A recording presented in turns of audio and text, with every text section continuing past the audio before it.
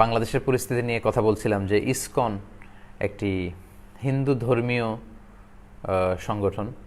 দেখলাম যে চট্টগ্রামে কিছু ছোট্ট ছোট্ট কোমলমতি শিশুদেরকে ফুড ফর লাইফ একটি প্রোগ্রাম, ওদের Rathyatra, international society for Krishna consciousness হচ্ছে ওদের ইলাবোরেশন পুরো সংগঠনের। তো তারা ওই রথযাত্রার প্রসাদ খাইয়ে ছোট ছোট শিশুদেরকে দেখলাম যে হরে কৃষ্ণ হরে রাম এগুলো পড়াচ্ছে। তো এটা খুবই দুঃখজনক এবং খুবই অ্যালার্মিং আমাদের জন্য।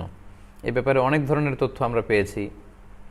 আমরা কোথাও শুনেছি যে শুধুমাত্র হিন্দু শিক্ষার্থীদেরকে খাওয়ানো হয়েছে, এতে আমাদের কোনো আপত্তি নেই।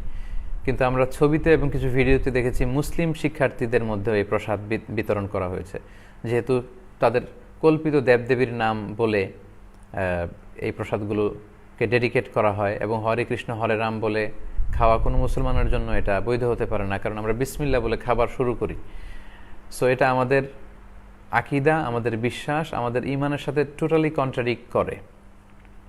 তো যদি সত্যিই কোনো মুসলমান শিশু সন্তানকে, কোমলমতি শিশুদেরকে তারা ছলে বলে কৌশলের আশ্রয় নিয়ে এটা করে থাকে, এটা খুবই খারাপ একটি ন্যাক্কারজনক কাজ করেছে। আমরা এটার তীব্র প্রতিবাদ জানাই এবং আশ্চর্য হচ্ছি যে কোনো মুসলিম ছাত্রছাত্রী যদি এটা গ্রহণ করে থাকে তাহলে একটি মুসলিম শিক্ষা প্রতিষ্ঠানে এটা কিভাবে সম্ভব? সেখানকার প্রিন্সিপাল, সেখানকার গভর্নিং বোর্ডের মেম্বারদের অনুমতি ছাড়া কিভাবে এই কাজটি আঞ্জাম দেওয়া হয়েছে?